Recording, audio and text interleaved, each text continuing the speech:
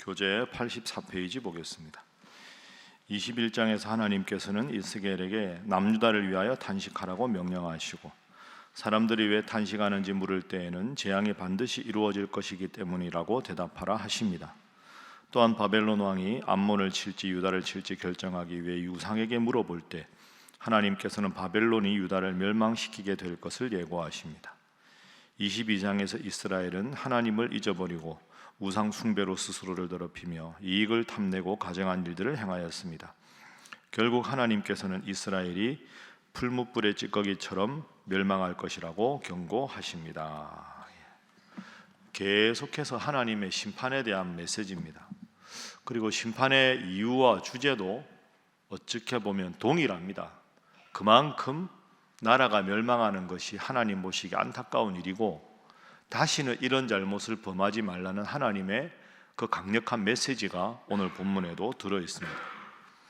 오늘 본문 21장에 제일 많이 나오는 단어가 칼이라는 단어입니다. 칼은 심판을 말합니다. 하나님이 심판하실 것이다. 왜 그러면 하나님께서 이 남유다를 바벨론에게 멸망당하게 하시고 포로로 잡혀가게 하시는가? 다시 한번 오늘 본문에서 하나님께서 말씀하십니다. 자, 21장 24절 보십시오. 21장 24절.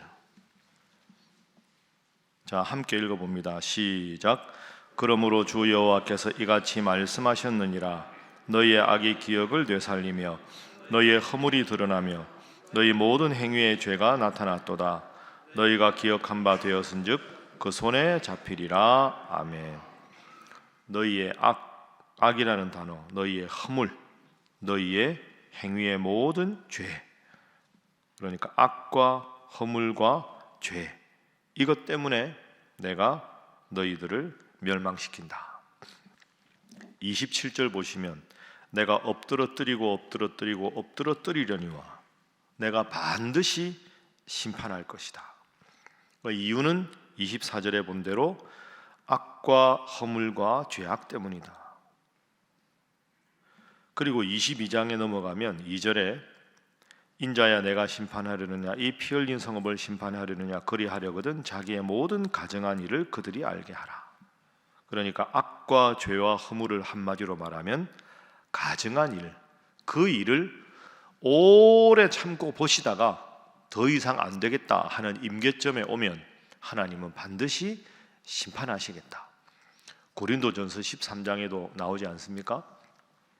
사랑장에 보면 내가 사람의 방언과 천사의 말을 할지라도 사랑이 없으면 소리나는 구리와 울리는 꽹과리가 되고 쭉 나오다가 사랑의 속성을 말할 때 첫 번째가 사랑은 오래 참고, 사랑은 인내하는 것이다. 그러나 영원히 참는 게 아니다. 오래 참되 계속 훈계하고 계속 꾸지람을 하는데도 돌아서지 않으면, 오래 참다가 하나님의 심판의 임계점에 오면 그때는 반드시 심판한다. 여러분, 좋은 게 아닙니다. 아이들에게도 꾸중을 하다가 돌이키지 않으면 혼을 내야 되는 거죠. 그래서 오늘 본문에도 사랑의 하나님이 동시에 심판하시는 하나님임을 보입니다. 첫 번째 기도 제목은 다시 이렇게 기도합니다. 심판하시는 하나님을 기억하게 하소서. 심판하시는 하나님을 기억하게 하소서. 그러니 오늘 본문 말씀을 읽으면서 요즘에는 계속 심판밖에 없구나, 이렇게 읽어야 되는 게 아니라, 내가 하나님 앞에 지금 회개하지 않아서 하나님이 오래 참고 계신데 심판받을 만한 죄악이 없는가 스스로를 돌아보는 것이 오늘 본문을 잘 읽는 길입니다. 내가 하나님 앞에 심판받을 일은 하지 않는가? 부지불식간에 내가 하나님 앞에서 안타까운 하나님의 모습을 외면하고 있지는 않은가? 그걸 돌아보는 게 오늘 본문을 잘 읽는 거죠. 그러면 왜 이 나라가 심판을 받느냐? 모두가 죄를 지었는데 하나님은 항상 심판을 말씀하실 때마다 더 구체적인 이유를 말씀하십니다. 그게 22장에 나옵니다. 자, 22장 6절 말씀 보겠습니다. 22장 6절 함께 읽어봅니다. 시작.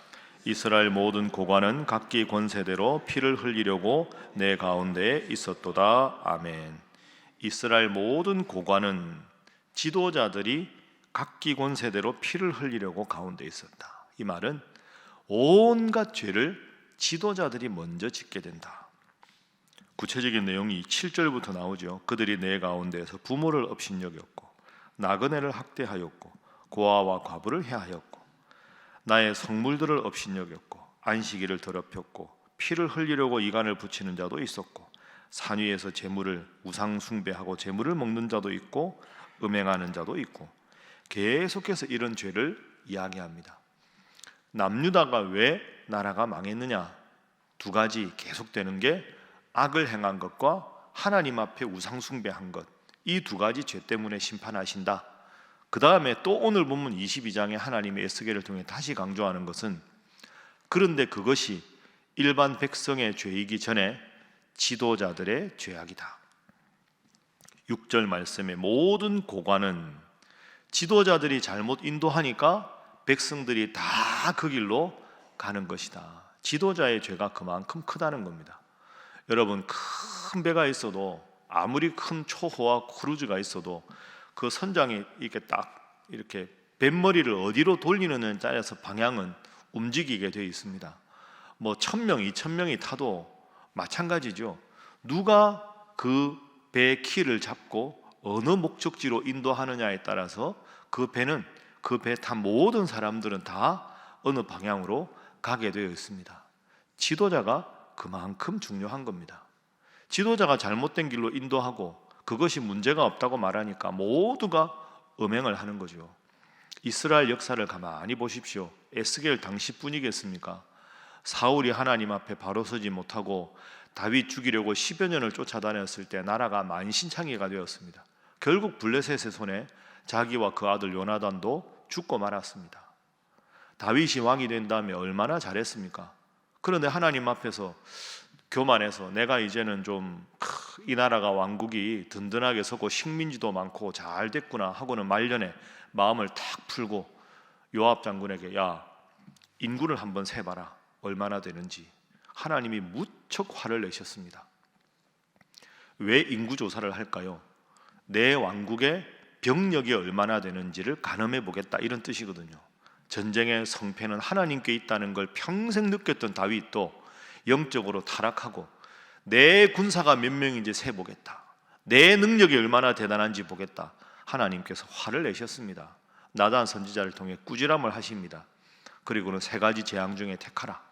재앙 중에 택하는 것이 3일 동안 전염병이 돌아서 백성들이 죽는 가장 짧은 시간 안에 심판을 받는 걸로 정했습니다. 7만 명이 죽었습니다. 여러분, 우리가 다윗의 공과 과를 말할 때 여러 가지 과가 있지만 제가 보기에 이건 정말로 무서운 겁니다. 왕 한 사람이 바로 서지 못해서 7만 명의 백성이 죽었습니다. 요즘에 이런 지도자가 있으면 그 사람이 지도자 생활 하겠습니까? 지도자를 위해서 기도해야 되는 이유가 여기 있습니다. 그 아들 솔로몬이 얼마나 지혜롭고 겸손한 사람입니까? 그런데 그 많은 왕후와 비빈들, 후궁들을 들여서 각 나라의 그 공주들과 결혼하면서 그 공주들이 그 나라에 섬기는 모든 신을 들여왔습니다.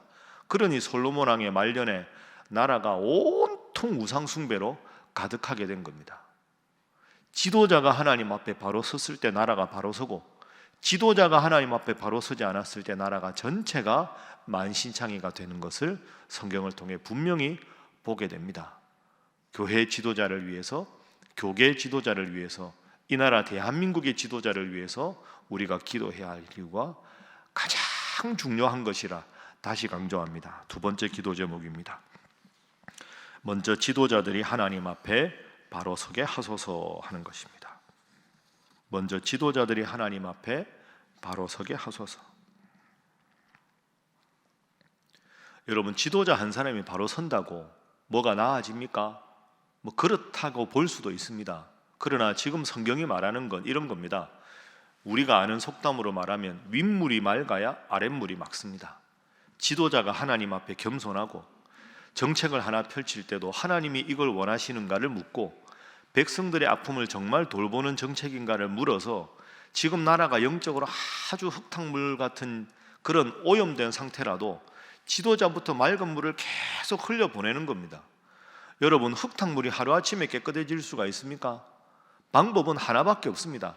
맑은 물을 계속 흘려보내고 아래쪽으로 물을 흘려보내면 흙탕물은 점점 빠지고 위에서 맑은 물이 공급되기 때문에 어느덧 시간이 가면 저절로 깨끗하게 되고 정화가 되는 겁니다. 교회도 마찬가지입니다. 이런저런 영적으로 잘못된 것을 그냥 두고 보고 있다 보면 이런 것 저런 것 막 파편같이 흩어져서 온통 교회가 어지러워집니다.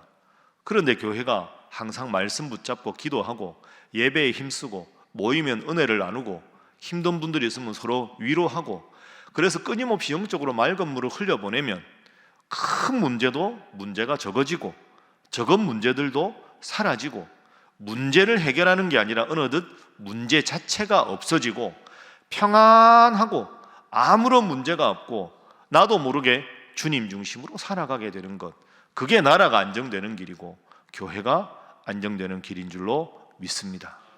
이 새벽 기도회가 뭘까? 우리 신일교회로 말하면 끊임없이 하나님께서 영적으로 맑은 물을 흘려보내는 가장 중요한 근원이 바로 이 새벽 기도회입니다. 여러분, 새벽 기도회 장점이 뭘까요? 새벽 기도 5년째 10년째 해도 달라지는 게 없다, 제가 주일날 말씀드렸죠. 결코 그렇지가 않습니다. 이것이 여러분의 하루를 살게 하고 이 새벽 기도회가 여러분의 평생을 살게 하는 길인 줄로 믿습니다. 하루에 눈 딱 떠서 피곤한데 기지개코고 일어나서 오늘 할 일 생각하고 내 마음에 불편한 일부터 생각하고 인간적인 세상적인 근심부터 생각하고, 그리고 이불에서 나오면 몸이 천근만근 아니겠습니까? 그게 아니라 제일 먼저 일어나서 깨끗하게 씻고 양치하고 말씀 챙겨서 옷 깔끔하게 입고 하나님 앞에 나오는 것부터 하루를 시작하는, 이것이 여러분의 영적인 삶에 승리하는 비결인 줄로 믿습니다. 오늘 말씀은 또 같은 주제입니다. 오늘 말씀 통해서 내가 지금 하나님 앞에 나왔으되 하나님께서 오래 참아주고 계신데 하나님 앞에 반드시 결단하고 회개할 것은 없는가 스스로 돌아보고, 또 여러분의 가정이, 우리 신일교회가, 이 나라 지도자들이 하나님 앞에 정말로 바로 서서 영적으로 정화가 되고 하나님께서 평안을 주시고 하나님께서 복을 주시는 여러분의 삶이 되고 가정이 되고 교회가 되고 이 나라 민족이 되기를 주님 이름으로 축복합니다. 함께 기도하겠습니다. 하나님, 저희들을 돌아봅니다. 하나님의 심판이 임하기 전에 조용하게 나의 죄를 먼저 살피게 하시고 회개하고 나아가는 저희들 되게 하여 주옵소서.